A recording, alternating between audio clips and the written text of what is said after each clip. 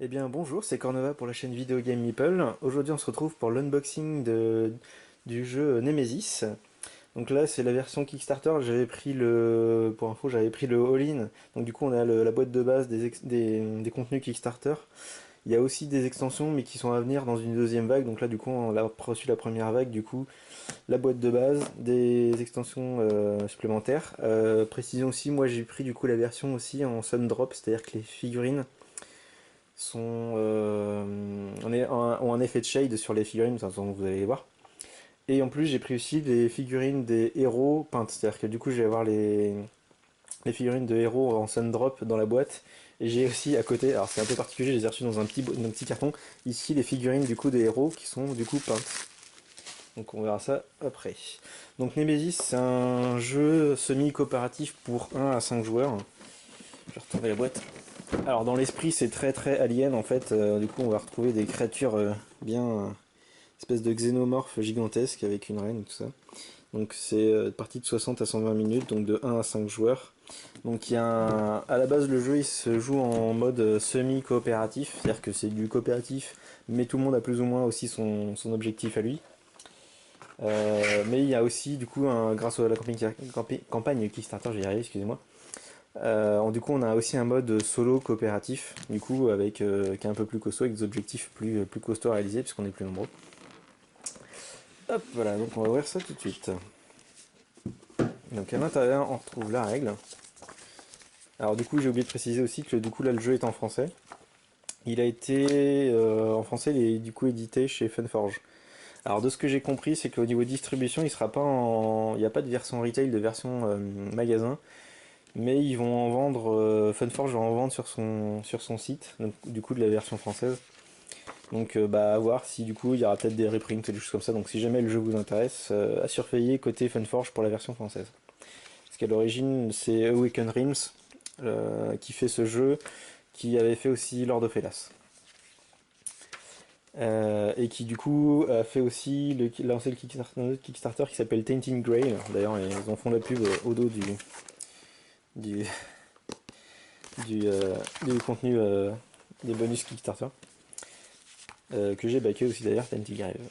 Alors du coup on retrouve dans la règle du coup tout le contenu tout le matériel. Donc on voit qu'on a une belle double page. L'introduction pour expliquer un peu l'histoire du Nemesis, qui de souvenir est le nom du vaisseau dans lequel on se retrouve. En gros l'ambiance c'est vraiment alien, c'est-à-dire qu'en fait on est dans un vaisseau. En fait, en gros, une alarme se déclenche et on est tous réveillés de notre sommeil cryogénique. Et du coup, il faut essayer de comprendre ce qui se passe, essayer de sortir, de se repérer dans le vaisseau qu'on n'arrive pas à reconnaître.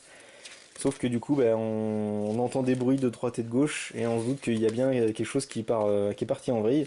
Et du coup, il y a des xénomorphes qui vont débarquer, qui vont essayer de nous chasser. Pendant ce temps-là, nous, il faut qu'on essaye du coup de remplir notre mission pour s'en sortir bah, vivant et puis bah, de faire ce qu'on a prévu de faire pour s'en sortir. Notamment, aller, en général, ça prend en compte de diriger le vaisseau vers la Terre, des choses comme ça. Donc on a toute une succession. Je vais mettre là, hop là. Donc là, on a toute la mise en place du jeu. Donc on met en place le plateau d'abord. Ensuite, on met en place les joueurs. Oui, donc là, l'équipage. Et du coup, bah là, ça précise comment jouer, donc les différentes actions, les différentes phases de jeu. Donc la règle, je l'ai lue, elle est plutôt bien écrite. Hop, donc on a du combat contre les aliens qui sont assez costauds. Hein, donc il peut y avoir de l'élimination de joueurs d'ailleurs. Et dans la règle, dans les modes coopératifs et tout ça, on a même du coup une règle qui nous précise si jamais un joueur se fait éliminer, il peut du coup on peut déclencher en fait le fait que le joueur se transforme en ce qu'ils appellent les intrus, donc les aliens en fait. Et c'est lui qui va guider les aliens pour essayer de buter ses petits camarades. Donc on a le plateau qui va être recto verso et on a aussi du coup dans la partie coopérative la notion de réanimation, c'est-à-dire qu'en fait on peut faire revenir à la vie en fait un personnage qui serait mort. Donc ça permet aussi d'éviter si jamais vous aimez pas les jeux avec l'élimination de joueurs, du coup ça permet en version coop notamment, surtout de pouvoir faire ça. Alors du coup là on a aussi deux fiches qui nous résume en fait qui nous précise les règles des différentes pièces et des différentes salles qu'on va retrouver dans le vaisseau. Donc on a pour la phase, pour une des deux, enfin chaque côté correspond à chaque côté des, du plateau de jeu, et enfin des versions. Enfin non, oui, c'est plutôt les salles. En fait, il y a des salles qui sont identifiées comme de niveau 1 et des salles de niveau 2. Et on a des salles spéciales qui sont présentes, elles, de toute façon, constamment, qui sont les salles de moteur, l'hibernarium, j'y arrivé, qui est en gros la salle où on commence, donc c'est la salle des tubes cryogéniques, et le cockpit qui, du coup, lui, va guider, va nous montrer vers où se dirige le vaisseau. Alors, on a des punchs qui sont plutôt jolis en plus. On a le décor, donc en fait, ça sert à rien, mais ils ont fait du décor sur les punchs. Je trouve ça sympa. Donc là on a toutes les tuiles en fait de salles qu'on va retrouver ici avec différentes infos dessus. Les petits symboles ici qu'on a tout autour avec les petits chiffres, en gros c'est le nombre d'objets qui va y avoir dedans. Il y a un jeton qui va nous permettre de savoir combien il y a d'objets dans le truc. Donc si jamais on veut le fouiller, enfin, par exemple si on fouille en plus on sait que ce seront comme c'est la cantine, c'est des objets un peu de type médical qu'on va pouvoir trouver dedans. C'est une salle de niveau 2 en fait on voit ici aussi. Donc il y a plein de salles. On a aussi du coup les morceaux pour le moteur qui nous disent s'il est endommagé. Donc il y a deux morceaux identiques. La seule chose qui est différente, c'est en derrière, c'est soit endommagé, soit c'est opérationnel. Donc là, je pense que ça doit être tous les endommagés, ouais, c'est ça. Hop là. Ici, on a du coup le plateau des intrus qui nous reprécise. Donc là, c'est une zone pour le nid. Ici, on a 3 cartes en fait qui vont être placées aléatoirement en dessous, qui vont être des faiblesses des intrus. Ça va nous permettre de savoir quelles sont leurs faiblesses et de réussir à les buter plus facilement, parce qu'ils sont assez costauds. Là, il y a le, chaque symbole d'alien à quoi correspond en fait, à quel nom ça correspond et à quelle figurine ça va correspondre. Parce qu'en fait, dans les extensions qu'on va avoir plus tard, qu'on va recevoir plus tard, il y aura d'autres types d'aliens en fait, avec des comportements différents. Donc je suppose que cette planche-là notamment va être différente. Donc là, du coup, on a les moteurs, comme je disais, qui peuvent être opérationnels. On a ici les escape pods, donc les modules de secours, qui sont verrouillés dans un premier temps et qui peuvent se déverrouiller. Ça peut permettre de s'échapper si on sent que ça pue et que le vaisseau va exploser, pour essayer de s'en sortir en vie. Donc là, encore pas mal de salles. Encore pas mal de salles. On a aussi du coup là des héros. Par exemple le capitaine. Donc on a du coup dessus notre pioche de cartes, parce que nos actions vont être guidées par des cartes. Donc notre pioche, notre défausse. On a, bah alors là, ça nous remontre notre figurine. Ici, on a, parce que du coup, il y a une des actions de base qui va être fabriquée, donc ça nous dit quelles icônes on peut combiner pour fabriquer des choses spécifiques. Par exemple, un lance-flamme. Les différentes actions et leur coût en nombre de cartes qui est ici. Les actions de base, le déplacement vigilant qui consomme plus d'actions. Donc là, j'aime bien l'esthétique aussi très très sombre. C'est vraiment, puis l'ambiance c'est vraiment alien, c'est-à-dire que c'est, comme je disais, chacun va avoir un objectif. Et en fait, enfin, chaque joueur va commencer en mode semi-coopératif. Chaque joueur va commencer avec deux objectifs, un objectif personnel et un objectif de la corporation de laquelle il est issu. Et en fait, c'est vraiment thématique un peu à la Alien, c'est-à-dire qu'en fait, dès qu'un alien va apparaître dans le vaisseau, il va falloir choisir entre soit son objectif personnel, soit l'objectif de la corporation. Mais en gros, c'est très thématique, c'est-à-dire qu'en gros, c'est l'objectif de la corporation, tout simplement, on fait partie d'une corporation, d'une entreprise, et du coup, on veut suivre ce que la compagnie nous a ordonné de faire, ou alors on a plus l'instinct de survie qui revient dessus, et du coup, c'est plutôt notre survie qui prend le dessus, et on veut s'en sortir sous nos propres conditions. Là, on a des jetons du coup qui correspondent aux différents aliens, qui sont des jetons qu'on va tirer quand on va devoir faire apparaître un alien. C'est-à-dire que le symbole qui est ici, comme je montrais sur la fiche des aliens, ça dit quel type de créature on a. Et ici au dos, on a aussi une valeur qui en gros qui fait que quand la créature va apparaître, en fonction de la valeur en fonction de ce chiffre là et du nombre de cartes qu'a la personne qui a déclenché l'apparition du monstre en main, s'il a moins de cartes en main que ce chiffre là, bon là 1 c'est peu probable, en gros le monstre va avoir le droit à une attaque gratuite entre guillemets. Là on a des œufs qu'on va pouvoir récupérer pour analyser, des cadavres, donc ça c'est c'est le cadavre qu'on retrouve dès qu'on se réveille, et là des cadavres éventuellement de nos collègues quand ils se font tuer. On a des morceaux de cadavres aussi des aliens quand on va les buter. Ça c'est des jetons pour de points de vie, en fait c'est des multiplicateurs de 5 parce qu'on a des grosses créatures qui sont notamment la reine, qui ont énormément de points de vie, donc en fait en gros pour éviter de dépenser et d'avoir 20 000 cubes à côté de la figurine, du coup ils ont fait des jetons. Celui-là je sais plus, je crois que c'est un jeton de pressurisation, je ne sais plus quoi. Ici on a des jetons d'exploration, en gros chaque tuile en fait, elle sera à face cachée, donc on saura pas quelle est la salle, et en plus on aura un jeton comme ça. Et au dos, ça va nous dire du coup, le petit chiffre, c'est ce que je montrais sur les salles, c'est le nombre d'objets qui est présent, en gros le nombre de fois qu'on peut fouiller une pièce. Et en bas, c'est en gros un petit événement. C'est-à-dire, soit la pièce va être cassée, donc on va pas pouvoir utiliser les actions de la salle à moins de la réparer. Là, ça va être du slime, donc on va être recouvert de slime dégueulasse. Il va falloir se laver parce que sinon, ça va nous attirer des emmerdes. Là, il se passe rien. Là, c'est la merde. Ça attire. On fait énormément de bruit. On attire énormément les aliens. Et là, la porte par laquelle on est passé se ferme derrière nous en fait. Et là, carrément, il y a du feu. Donc oui, c'est assez. C'est un peu tout joue contre nous. C'est-à-dire qu'en fait, non seulement le vaisseau est est investi par les aliens, mais en plus, le vaisseau est pas en super bonne forme. Donc il prend feu. Les équipements sont déraillés et des choses comme ça. Donc voilà. Du coup là on a les jetons, alors on a le jeton premier joueur, ça me fait rire, c'est le chat dans l'espace, qui sera une figurine d'ailleurs quand on aura les extensions. Après ils sont amusés à faire des figurines de ce chat dans l'espace. On a les jetons de port, donc il y a des standees normalement pour les faire tenir. On a ce truc là, alors ça c'est très très drôle, ça m'a fait rire quand je me souvenais plus qu'ils avaient fait ça. C'est tout simplement un stand à... je vais montrer ce que ça tourne dans le. Voilà, c'est un stand, c'est-à-dire que du coup tu vas le replier, alors je sais pas trop comment ça se replie, il faudrait que je regarde, mais en gros ça va permettre de faire un truc un peu penché et pour poser sa boîte dessus pour la mettre en exposition. C'est un concept, je pense qu'ils avaient de la place sur les punchboards. Ensuite ici on a le plateau, alors le plateau qui du coup comme je disais recto verso, qui est assez grand, et du coup je sais pas si je vais avoir assez de place là, je vais essayer de pousser ça de côté.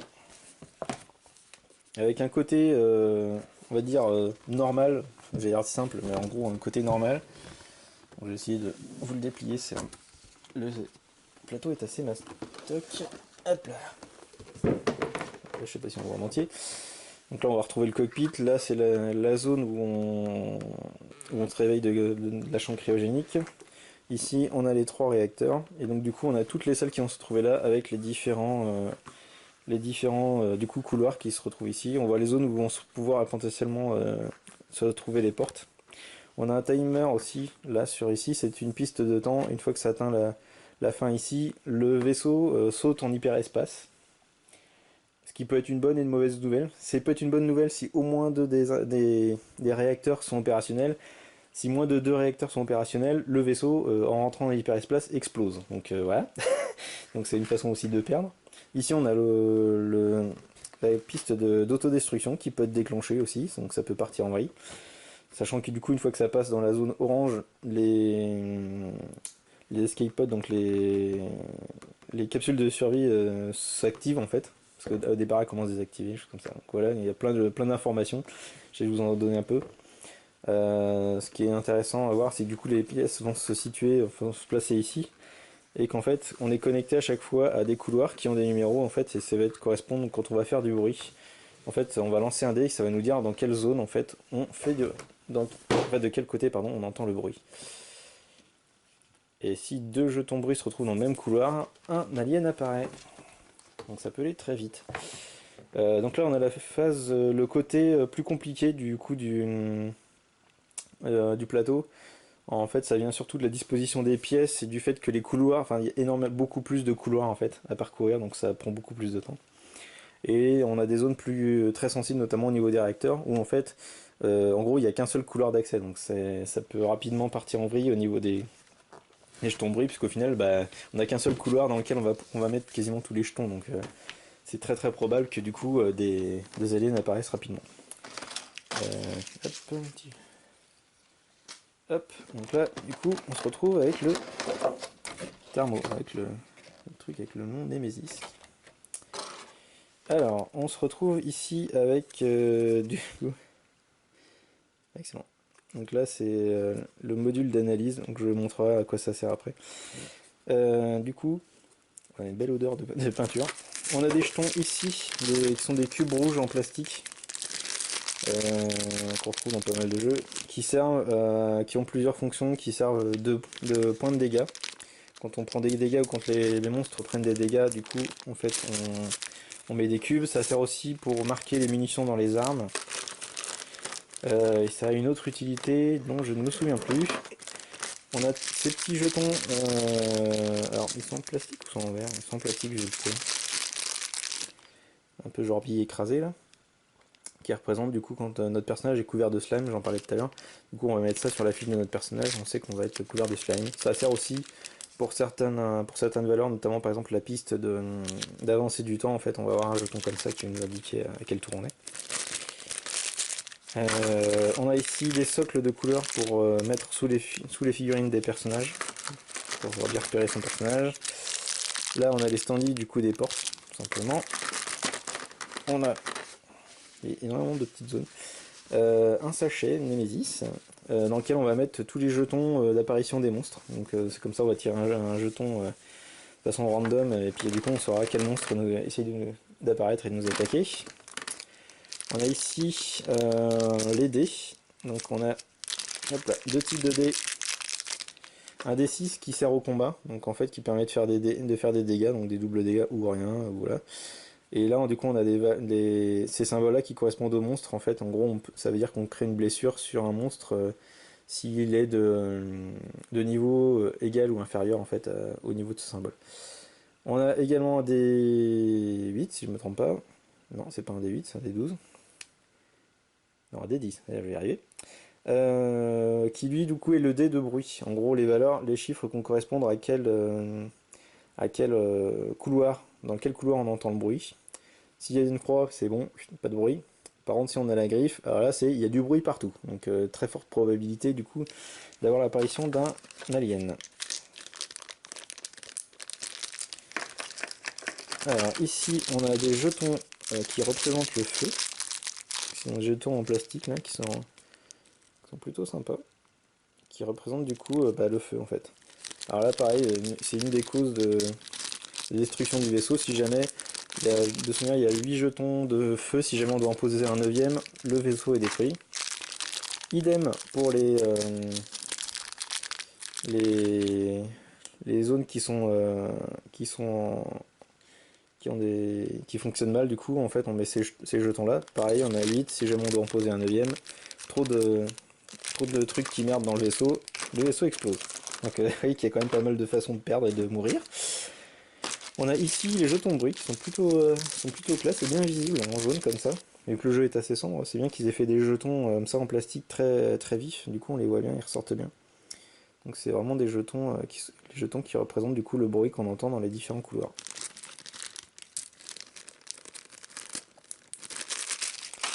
Hop, ici on a des petits rails. Donc, en fait, c'est des rails pour des porte-cartes tout simplement. Avec chacun un numéro, donc de 1 à 5. Ça permet du coup de mettre ces cartes, du coup de se souvenir de quel numéro de personnage on a, parce qu'en fait on va jouer le premier tour dans l'ordre du tour à partir de ce truc là. En fait, celui qui aura la réglette numéro 1 du coup va être le premier à jouer. Après, le premier joueur va tourner, mais par contre il y a dans les cartes objectifs et des choses comme ça, et dans certains événements, en fait on va parler d'un personnage en particulier en parlant du numéro. Et du coup, c'est à ce numéro-là que ça fait référence. Et du coup, ça permet aussi d'avoir des cartes pas forcément en main, mais de les cacher quand même aux autres joueurs. Donc ça, c'est sympa aussi. Elles sont vraiment, vraiment jolies, ces réglettes pour mettre les cartes. Et du coup, en parlant de cartes d'ailleurs, elles sont où? Elles sont en dessous? Oui, elles sont en dessous. Alors, je vais garder les figurines pour la fin. Hein. Alors, on remarque aussi que le thermo, il est plutôt bien fait parce que du coup, il y a énormément de place en plus. Je vois notamment sur le dernier thermo, le thermo du dessous. Hop là. On voit qu'il a été conçu pour, ici avec une loge pour toutes les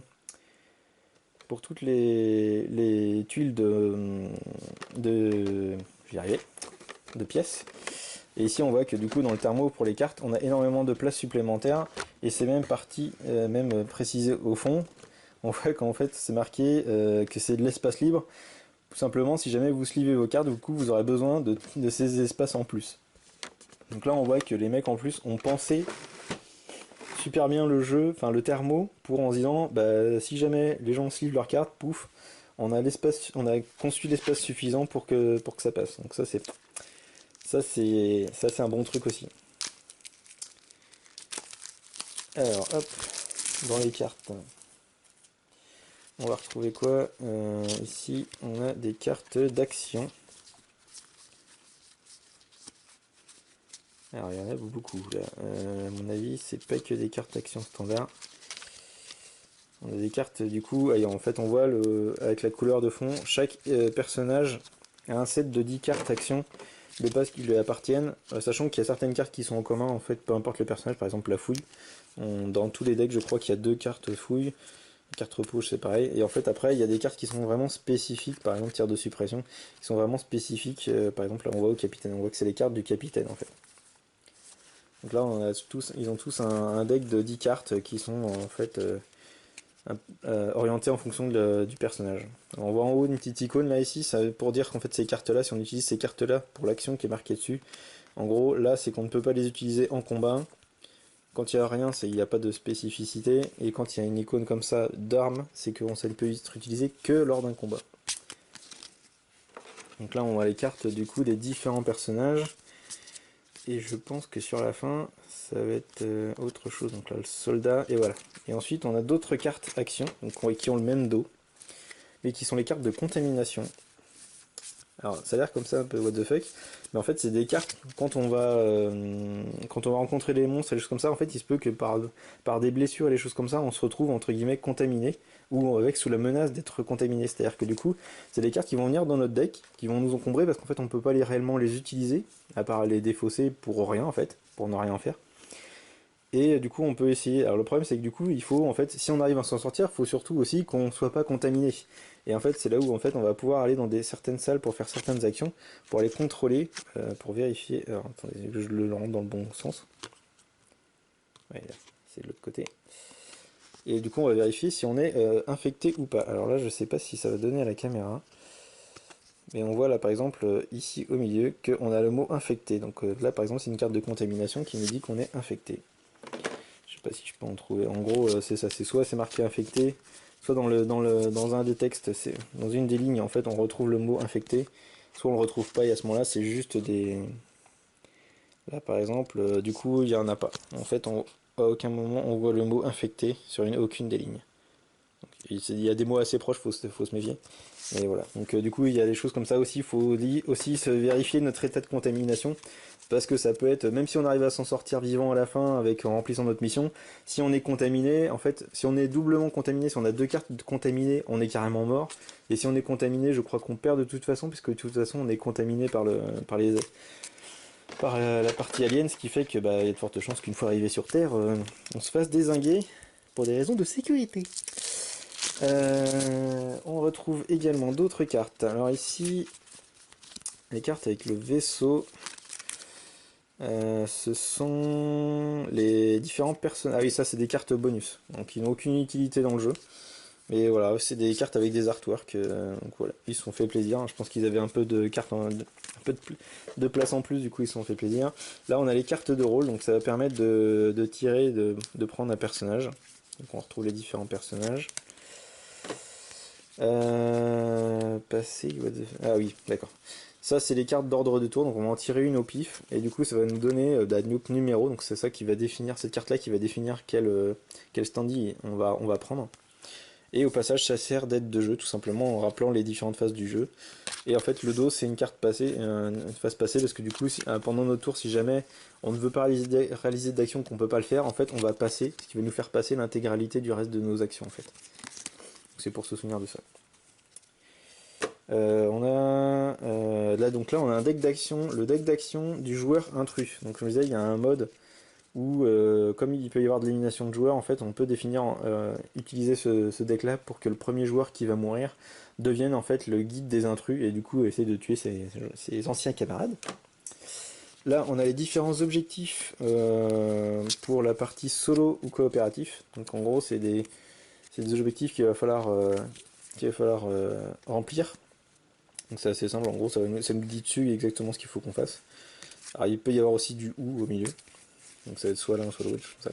Donc plus on est nombreux, plus on va avoir d'objectifs à remplir en plus en coopératif, donc du coup, plus ça va être... Enfin, en gros, on a toujours le même temps, mais par contre on a plus d'actions à faire, donc pour compenser le fait qu'on soit plus nombreux aussi. Ici, du coup, on se retrouve avec les objectifs. Dans les objectifs, du coup, on va retrouver deux différents, comme je disais. Là, c'est pour le mode semi-coopératif. Chaque joueur doit avoir un objectif de... Alors, je sais pas... voilà, un objectif de corporation, c'est marqué en dessous tout simplement, et un objectif personnel. Et en gros, à un moment dans la partie, dès qu'un alien va apparaître, il va falloir faire un choix entre les deux. Alors, là où c'est assez malin, c'est que du coup, le système de jeu est fait que lors de la préparation du jeu, la première chose qu'on fait, c'est tirer ces objectifs-là, et en fonction de ces objectifs-là, ensuite, on va choisir notre personnage. C'est-à-dire qu'en gros, nos missions vont aussi guider le type de personnage qu'on va prendre, parce on peut sentir que ça va être plus facile de faire certaines actions avec un personnage qu'un autre, en fait. Donc vous voyez par exemple des trucs super sympas. Donc celle-ci c'est le joueur 1 ne doit pas survivre. Donc le joueur 1 ça correspond au numéro qu'on a sur les cartes d'aide de jeu et sur les standees. Ou alors vous devez être le seul survivant. C'est-à-dire qu'il faut que tout le monde meure, sauf vous quoi. C'est des trucs sympas comme ça. Le vaisseau doit atteindre la Terre, vous devez être le seul, vous devez être le seul survivant. Alors à savoir que du coup ici on a du 2 plus et compagnie qui sont tout simplement le nombre de joueurs en fait. Donc on va trier aussi ces cartes en début de partie et prendre celles qui correspondent au nombre de joueurs qu'on a dans la partie. Hop.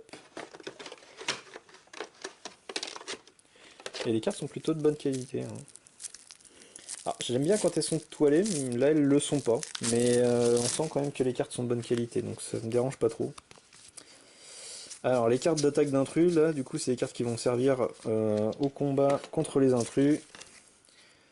On retrouve du coup les icônes en fait, et du coup ça va définir des attaques ici.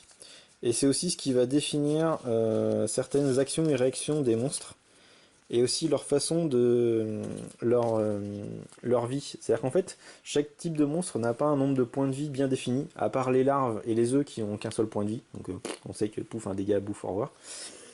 Mais tous les autres monstres, du plus petit au plus grand, en fait, leur nombre de points de vie en fait, va être défini par des cartes comme ça qui vont être tirées au hasard. Donc vous voyez que les valeurs sont très variantes. Et en fonction du nombre de dégâts qu'on leur a fait, si au moment où on tire la carte, on a un nombre de dégâts, on leur a fait déjà un nombre de dégâts qui est supérieur ou égal à cette valeur-là, il est mort. Par contre, si la valeur est supérieure, imaginons qu'on a fait 3 dégâts sur un monstre, on tire cette carte-là, en fait, le monstre n'est pas mort, en fait. Donc en fait, c'est vraiment aussi soumis à l'aléatoire des cartes, ce qui fait qu'on n'est jamais sûr de quand on va réussir à buter un monstre, parce qu'en fait, on voit que les valeurs, elles vont de 2 à 6 de souvenir. Donc ouais, c'est ça. Il y a des cartes à 6, donc vous voyez que il se peut que voilà. Et pour les plus gros monstres, typiquement par exemple la reine, pour voir son nombre de points de vie, on va tirer deux cartes et on va additionner ces deux valeurs là. Donc vous voyez qu'on a besoin de. Je montrer le jeton de points de vie. Pour qu'il voit 5 points de vie, on va risquer d'en avoir besoin si jamais elle apparaît pour la buter.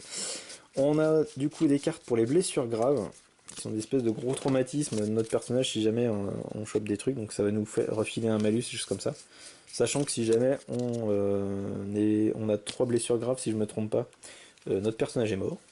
Alors il y a des moyens de se soigner, il y a en gros l'infirmerie, des choses comme ça pour se soigner, il y a différentes choses. Un deck d'événements, donc là c'est pareil, il y a une phase d'événements du coup qui vont provoquer les choses, donc faire bouger, apparaître des monstres, avoir des... En gros, ces cartes-là, on voit ici les icônes, en gros ça nous dit quel type de monstre va bouger dans quelle direction, donc là c'est les directions de couloir, les numéros de couloir. Et ensuite, bah, du coup, une action, un événement qui va se produire. Hop, ça c'est toutes les grandes cartes. Et là, du coup, après, on a des petites cartes qui vont être principalement les objets, les choses comme ça. On va pouvoir aller chercher dans les différentes salles. Donc, on a des objets de type médical, donc là, de type vert. Quand on va fouiller, on va piocher deux cartes, on va choisir une et puis on défausser l'autre. Donc là, vous voyez qu'il y a par exemple du medikit, mais il n'y a pas que ça dedans. Il y a de la nourriture synthétique. Il doit y avoir d'autres trucs aussi, parce que je pense qu'il doit être là où je vois des pansements et ça doit en faire partie. Des objets. En fait, il y a des objets donc comme ça. Il y a des armes, il y a un peu de tout en fait. Les charges énergétiques, c'est de l'énergie. Ça peut servir à pas mal de choses, du combustible, extincteur, des outils, du ruban adhésif, le plan du Némésis, ah, sympa. Une combinaison, le plan des conduits.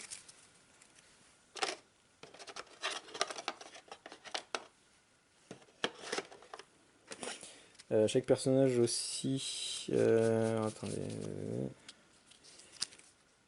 Ah oui, ça c'est des points. Ah oui, ça c'est les cartes points faibles des monstres en fait. On va en tirer 3.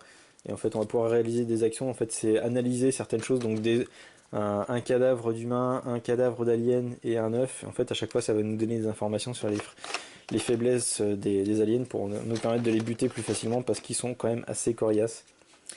Parce qu'au départ, on a des équipements assez basiques, genre un petit revolver, des choses comme ça. Donc en fait, on n'a pas forcément beaucoup de munitions, sachant que bah, si on n'a vraiment pas de cul, bah, on peut se craquer. Et comme je disais, les points de vie des monstres sont très variables en fait. Donc c'est pas forcément super facile de les buter sans avoir du coup les informations. Donc là, chaque personnage aussi va avoir son set de cartes de départ en fait. Donc des objets de. En général, on a une arme de départ plus deux objets. Alors, si je ne me trompe pas, c'est ça. Qui sont en fait des objets de. Ce qu'ils appellent des objets de quête. En gros, c'est des objets qui sont verrouillés. On nous dit ici comment, où et quand, comment les débloquer. Et une fois qu'ils sont débloqués, du coup, on y a accès. Qui nous donne des petits bonus qui sont vraiment spécifiques aussi à notre personnage. Donc il y a ça pour tous les personnages, tous les héros.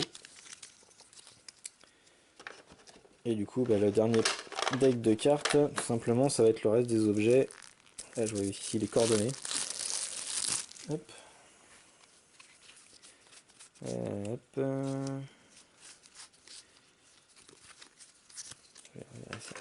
Donc on voit aussi dans les objets, on a du coup tout ce qui est rouge, bah forcément ça va être très orienté armement. Donc des munitions, il y a un sacré paquet d'ailleurs. Donc ah, on voyait aussi les objets de soins qu'on avait là, du coup, je disais, il y a les pansements, de l'alcool, d'accord. Des vêtements qui vont permettre d'enlever le slime, de soutenir le vêtement. Tout un tas de médocs, des stimulants. Tout ce qui est objet, donc là, armement, on a des grenades, on a prototype de pistolet, des charges énergétiques qui permettent de recharger les armes, de soutenir et de faire certaines actions. Des drones, grenades fumigènes, des choses comme ça. Des leurres qui vont permettre de faire détourner l'attention des aliens ou de les envoyer vers un de nos petits collègues. Les cartes de coordonnées, du coup les cartes de... non, je vais faire ça devant les objets fabriqués, comme je disais, en fait on peut combiner certains objets du coup pour fabriquer les choses, donc de l'antidote, de là où on voyait du coup le lance-flamme et tout ça tout à l'heure, donc c'est des objets fabriqués donc, qui vont se fabriquer en combinant des objets venant des autres decks d'objets en fait. Et on a ici les cartes de coordonnées, tout simplement on va en tirer une, le mettre sur à côté du cockpit et ça va nous dire en fonction de la lettre qui est sélectionnée au niveau du cockpit, vers où se dirige en fait le vaisseau en fait. Donc là on sait que soit ça va vraiment dans l'espace, soit vers Vénus, vers Mars ou vers la Terre. Donc là du coup on sait que en général les gens veulent aller vers la Terre. Il se peut qu'un objectif nous force à nous dire on veut aller vers Mars. Mais du coup voilà, c'est savoir vers où le vaisseau se dirige et éventuellement essayer de leur diriger vers là où ça nous intéresse nous. Et du coup il ne nous reste plus que les figurines à regarder. Hop, donc je vais commencer à la limite avec les héros. Donc là, du coup, on a les héros en version Sundrop. Alors, hop, le temps que la mise au point se fasse. Donc c'est une technique un peu particulière, mais c'est bien parce que ça fait ressortir tous les détails des personnages, des créatures. Ah, des créatures, des figurines.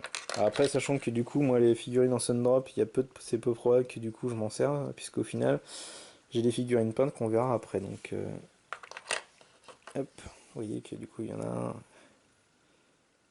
gars, je crois que c'est je sais plus si c'est pas l'ingénieur ou un autre, je sais plus qui est un fauteuil roulant comme ça. Ça, il y a des fortes chances que ce soit le soldat.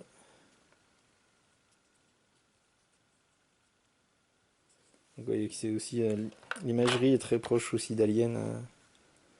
Ça fait très vraiment, ça aurait pu s'appeler Alien le jeu. Hein. C'est juste que je pense qu'ils n'ont pas de licence, ils ont voulu se faire plaisir aussi sur les monstres. Sachant que du coup là ceux-là font très très alien, mais dans les extensions qu'on aura, ils se sont fait plaisir aussi au niveau de la morphologie des monstres.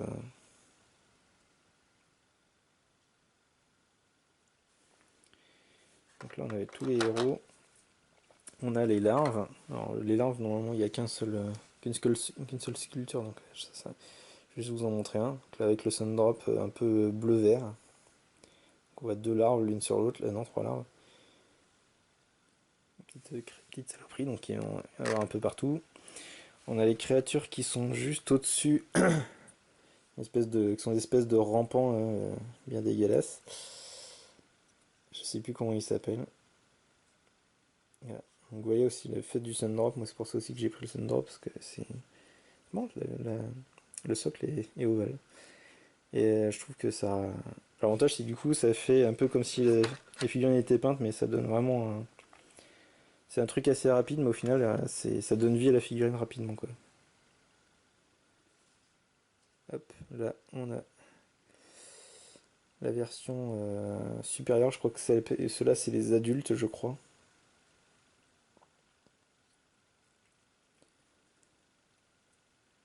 Avec les espèces de... Ils ont deux grandes queues à la alien, là. Une belle tête dégueulasse et des grands trucs bien pointus. Donc s'il y a plusieurs sculptures pour les adultes de souvenir, il y a celle-ci et il y a celle-ci. Ah, je crois qu'il y en a 4 au total, je crois, type de sculpture, 3 ou 4, je sais plus.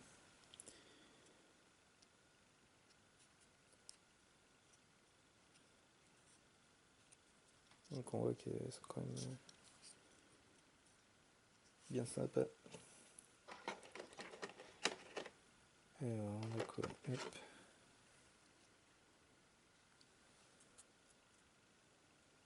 Celle-là.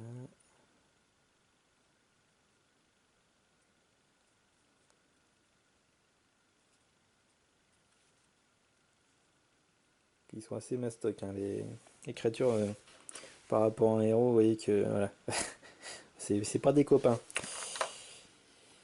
Il y a vraiment moyen qui nous marche dessus. Hop, celle-là.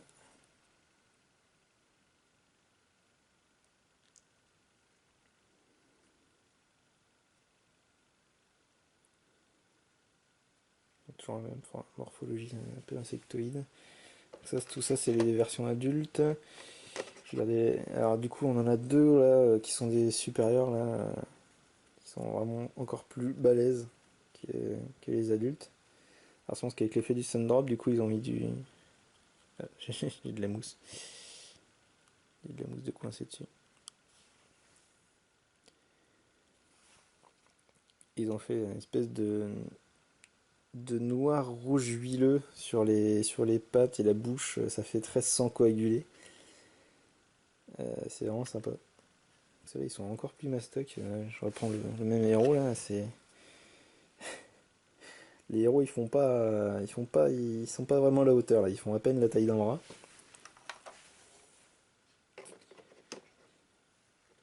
Et on a ensuite la reine. Hop là.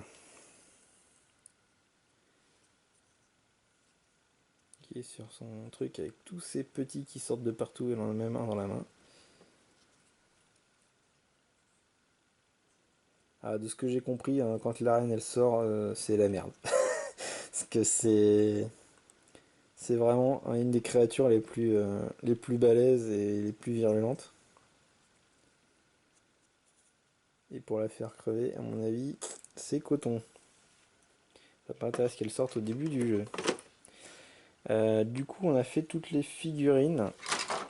Ce qui va rester, du coup, c'est avec les figurines de héros peintes que je vais vous montrer.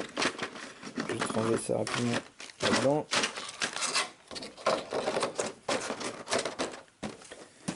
Et le contenu exclu KS. Alors hop, là, dépaqueter ça. Alors c'est un peu particulier comme packaging, j'ai reçu ça dans un petit carton.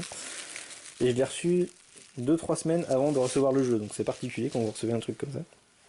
Donc là du coup on a les héros, les versions des héros, donc non plus en sun drop mais peints. Donc là je crois que c'est le... Comme je disais, je crois que tout à l'heure c'est le soldat. Donc, les effets de peinture sont super bien faits. Je sais pas quel studio ils utilisent, mais les effets aussi métalliques là sur l'armure sont vraiment super bien faits. Alors là, on a le mécano, je pense, quelque chose comme ça. C'est pareil, il est vraiment. On a tous les détails aussi du pantalon qui sont vraiment bien rendus. Alors je sais pas si ça rend super bien la vidéo par contre, mais il y a plein de dégradés et de détails sur les couleurs et sur les figurines, c'est vraiment super. Hop là. Hop. Alors on le voit là, le dégradé sur le bleu là, au niveau des mains et tout ça, c'est vraiment sympa. Et du coup, c'est vrai que le fait qu'ils proposent ce genre de choses, c'est vraiment super sympa, hein, quand on n'a pas forcément envie de se mettre à peindre ou quoi. On met un petit peu d'argent supplémentaire, ça coûte un peu plus cher, mais voilà, on se retrouve avec un jeu qui est vraiment juste sublime, quoi. Déjà rien que le Sundrop, pour moi c'était un no-brainer, fallait forcément que je le prenne en Sundrop. Ça rend vraiment les figurines beaucoup plus vivants, les aliens paraissent vachement plus menaçants aussi comme ça, c'est vraiment super sympa. Ça fait ressortir tous les détails des figurines. Pour l'ambiance du jeu, c'est génial, quoi. Par-dessus, vous mettez une petite bande son genre Alien, genre BO des films Alien et compagnie. Ouais, vous êtes à fond dans l'ambiance. Hop, les deux autres héros.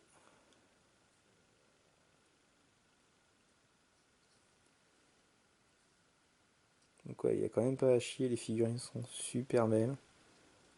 Et alors là, la peinture, c'est... Non là, franchement, c'est du super bon taf.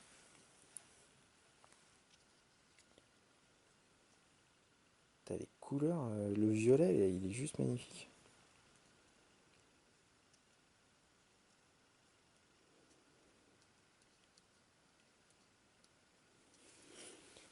Hop là, donc du coup, là, voilà, les héros. Hop, oups. Je vais les mettre là pour éviter de shooter dedans. Et du coup, on a du contenu KS qui vient dans cette petite boîte.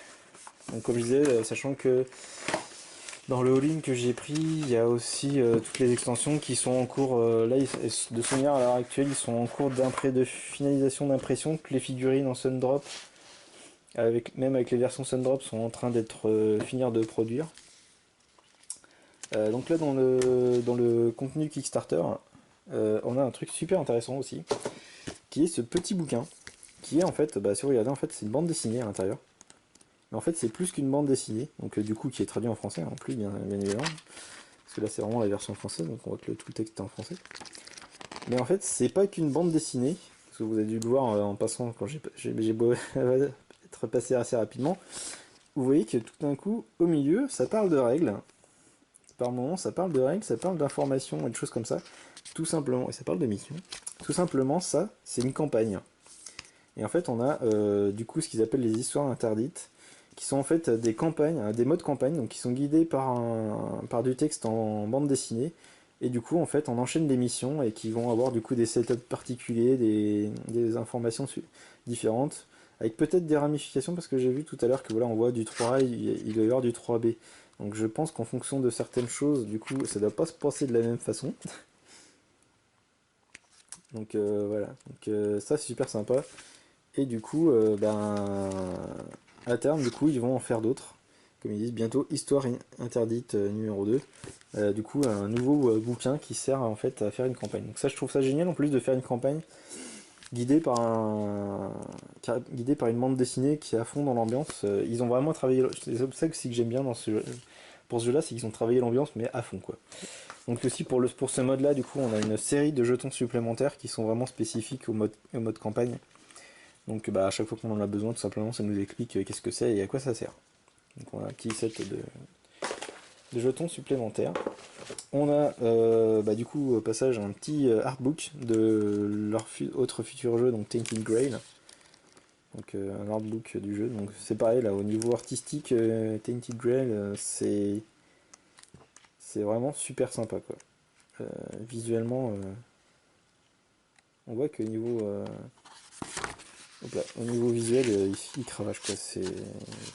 On va avoir des trucs vraiment qui ont de la super gueule. Dedans, on a aussi une petite lettre aux backers. Donc là, pour le coup, qui est en anglais, mais bon, c'est pas, voilà, c'est juste pour remercier les backers, juste comme ça, pour dire si jamais vous avez un souci avec les figurines ou quoi, comment procéder.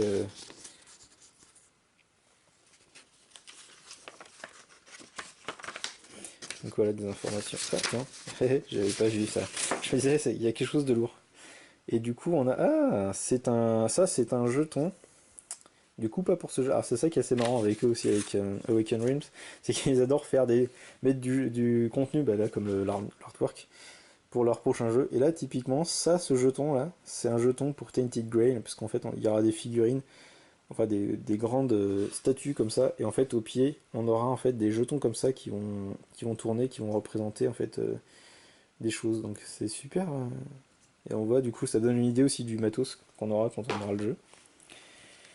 Donc je suppose qu'ils le précisent aussi dans la lettre pour expliquer tout ce qu'ils font et ce sur quoi ils travaillent. Leurs projets sont toujours super bien ficelés. J'avais pas fait Lord of Hellas, mais c'est vrai que c'est quand même super intéressant. Et on a un autre, du coup, on a un jeu de cartes là. Alors ça, j'ai pas trop compris, à part de ce que je comprends. Etherfield, c'est un de leurs jeux. Alors du coup, ils disent que c'est un jeu coopératif.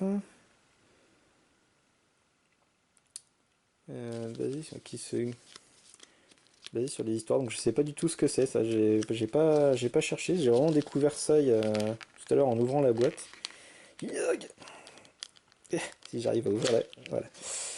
Donc je sais pas du tout à quoi ça correspond là, pour le coup, alors j'ai l'impression que c'est un jeu de cartes standard, mais ultra thématisé. Ah oui, vache. Ah et puis au passage, avec du coup, ouais, comme ils nous mettent de leurs artwork et tout. Ah il est juste magnifique là, le jeu de cartes.